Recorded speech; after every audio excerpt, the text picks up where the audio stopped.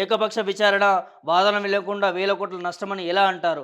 అసలు వాదనలే వినకుండా ఇలా కరెంటు విషయంలో ఛత్తీస్‌గఢ్ నుంచి కొనుగోలు విషయంలో భారీ స్కామ్ జరిగింది, అవినీతి చేసిర్రు అని చెప్పి కూడా ఏదైతే కరెంటుకి సంబంధించిన ఒక కమిటీ నిర్వహించిర్రు. దానికి ఏదైతే జస్టిస్ నరసింహారెడ్డికి సంబంధించి వారు వాదనలు చేస్తా ఉన్నారు. మరి అసలు ఏం జరిగింది? విచారణ తెలపకుండా, ఏం జరిగిందో వాస్తవాలు తెలుసుకోకుండా డైరెక్ట్ వారికి వారే ఆహ్, తి స జడ్జిమెంట్లు ఇచ్చేస్తా ఉన్నారు. మరి ఇవాళ వాస్తవానికి కరెంట్‌కి సంబంధించిన అంశాలు మనం ఒకసారి ఇక్కడ జగదీశ్వర్ రెడ్డి మాట్లాడిన ఒకసారి విద్యుత్ శాఖ మంత్రి వారు మాట్లాడిన అంశాన్ని ఒకసారి చూద్దాం. ఇద్దరు మంత్రుల ఇద్దరు ముఖ్యమంత్రుల సమక్షంలో ఒప్పందం జరిగింది. ప్రభుత్వ రంగ సంస్థలకి ప్రభుత్వాలు లంచాలిస్తాయా? పవర్ ప్లాంట్లకు బొగ్గు కేటాయించేది కేంద్ర ప్రభుత్వము. రాష్ట్రానికి జరిగిన మేలును కమిషన్ పరిగణించడం లేదు. ఏకపక్ష వాదనతో కమిషన్ ఏకీభవించడం బాధాకరం. కేసీఆర్‌ను బదనాం చేసేందుకే విచారణ జరుగుతున్నట్టున్నది.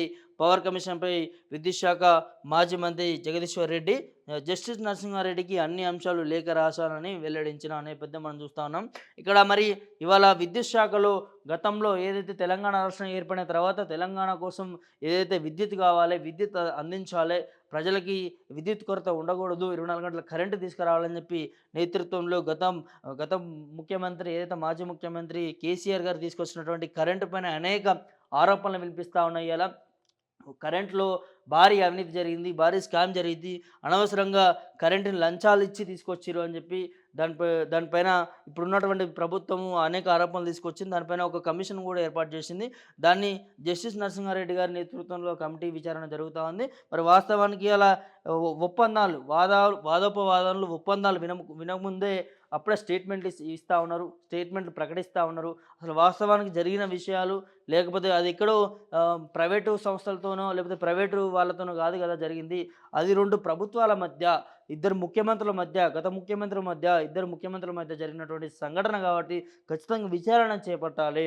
అటు నుంచి, ఇటు నుంచి 2 వాదనలు ఒకసారి విన్న తర్వాత అసలు ఏం జరిగిందనేది ఒక అంశాన్ని దృష్టికి తీసుకొచ్చిన అంశం ఉంటది గానీ, ఇవాళ వారికి వారే స్టేట్మెంట్స్ ఇచ్చుకొనుడు, వారికి వారికే స్టేట్మెంట్లు ఇచ్చుకొని దీంట్లో భారీ స్కామ్ జరిగిందని చెప్పుకొనుడు అని చెప్పి ఇక్కడ జగదీశ్వర్ రెడ్డి చెప్తున్న నేపథ్యం కనిపిస్తుంది. ఇలా వాస్తవానికి ఇద్దరు ముఖ్యమంత్రుల మధ్య జరిగినటువంటి ఒప్పందాలు, ఇది 2 ప్రభుత్వాల మధ్య జరిగినటువంటి ఒప్పందాలు, కరెంటు గురించి, దాంట్లో అవినీతి ఏ విధంగా జరుగుతుంది, దాంట్లో ఏ విధంగా లంచాలు ఇస్తారు, ప్రభుత్వానికి ప్రభుత్వాలు లంచాలు ఇస్తాయని చెప్పి కూడా ఇక్కడ మాట్లాడుతున్న అంశం చూస్తా ఉన్నాము. వాస్తవానికి ఇవాళ ఆ కరెంటు విషయంలో చర్చ నడుస్తా ఉంది. కరెంటు కోసం ఇవాళ ఏదైతే ఛత్తీస్‌గఢ్ నుంచి తీసుకొచ్చుకున్నటువంటి కరెంటు ఇవాళ అవినీతి జరిగిందా? ఇవాళ దాన్ని లంచాలు ఇచ్చి తెచ్చిర్రా? లేకపోతే ఆళ్ళ భారీ స్కామ్ చేసిర్రా అనేది ఒక్కసారి క్లియర్ కట్‌గా పూర్తి విచారణ చేయాలి. ఈ కమిషన్ ఏదైతే ఏసిందో గూడా మరి ఉత్తిగా ఆరోపణలు, ప్రభుత్వం కోసం కమిషన్‌లు పనిచేయకూడదు. ఖచ్చితంగా నిర్ణయాల కోసం, ఖచ్చితంగా న్యాయం కోసం అసలు ఏం జరిగిందని తెలుపుకోవడానికి కమిషన్‌లు పనిచేయాలని చెప్పి కూడా ఇక్కడ చెప్తున్న నేపథ్యం మనం చూస్తా ఉన్నాం. అయితే పవర్ కట్‌లకు బొగ్గు కేటాయించేది గూడా ఇక్కడ మనం చూడొచ్చు. కేంద్ర ప్రభుత్వమే ఉంటుంది గాబట్టి, మరి ఆ కేంద్ర ప్రభుత్వం గూడా అప్పుడు గూడా బీజేపీ ఉంది. ఇప్పుడు గూడా బీజేపీ ఉంది. మరి ఇప్పుడున్నటువంటి ఛత్తీస్‌గఢ్‌లో గూడా ప్రభుత్వాలున్నాయి. అప్పుడు జరిగినటువంటి ఏదైతే కరెంట్‌కి సంబంధించిన సమీక్షలు గావచ్చు, కరెంట్‌కి సంబంధించిన మీటింగ్‌లు గావచ్చు, దానికి సంబంధించిన ఏదైతే లావాదేవీలకు సంబంధించి గూడా మీరు బయటకు తీసుకోవచ్చు. ప్రభుత్వాల మధ్య వారిపైన చార్జ్ షీట్లు వేయొచ్చు. వారిని బయటకు తీసుకొచ్చి మీరు ప్రశ్నించొచ్చు.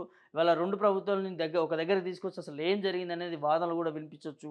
మరి అవన్నీ ఏం జేయకుండా ఈ కేవలం వాదనలు వినకుండా గూడా ఇవాళ వేల కోట్ల నష్టం అని జెప్పి మాట్లాడుతున్న నేపథ్యాన్ని ఇక్కడ జగదీశ్వర్ రెడ్డి గారు మాట్లాడుతున్న అంశాన్ని చూస్తా ఉన్నాం. మరి చూడాలి కరెంట్ అంశాన్ని ఎట్లా జూస్తారు ఏందనేది. ఇయాల వాస్తవానికి కరెంటుకు రావడం వల్ల తెలంగాణలో ఏ విధంగా వెదజల్లులు మనం చూస్తా ఉన్నామో, ఏ విధంగా కరెంటు చీకటి బతుకుల నుంచి కరెంటు వెలుగుల్లోకి మనం ఏ విధంగా వచ్చినాము తెలంగాణ రాష్ట్రం అని చెప్పి మనకు క్లియర్ కట్‌గా కనిపిస్తా ఉంది. ఒకనాడు ప్ర సెపరేట్ రాష్ట్రం ఏర్పడితే వీళ్ళకి పాలకులు లేరు, పాలించేటోడు లేడు.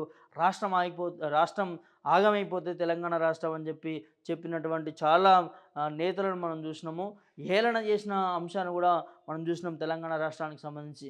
మరి అప్పటినుంచి ఇప్పటి వరకి గత 9.5, 10 ఏళ్లలో కరెంటు విషయంలో కావచ్చు, నీళ్ళ విషయంలో కావచ్చు, సంక్షేమ పదాల విషయంలో కావచ్చు, అభివృద్ధి విషయంలో కావచ్చు, తెలంగాణకి రావాల్సినటువంటి నిధుల విషయంలో కావచ్చు, గత ప్రభుత్వం చేసినటువంటి ఏ విధంగా పరిపాలన చేసిందనేది ఒకసారి అర్థం చేసుకోవాల్సిన అంశం ఉంటది. మరి ఈ కరెంటు విషయంలో కూడా ఒకసారి తీవ్రమైన ఆరోపణలు వస్తా ఉన్నాయి. మరి వాస్తవానికి దీంట్లో జరిగినటువంటి ఏం జరిగింది? ఏం చేసిర్రనేది ఒకసారి విచారణ క్లియర్ కట్‌గా చేపట్టాలి. ప్రజలు కూడా ప్రజలు కూడా తెలియాల్సిన అవసరం ఉందని కూడా చెప్తున్న అంశం మనకు కనిపిస్తూ ఉంది.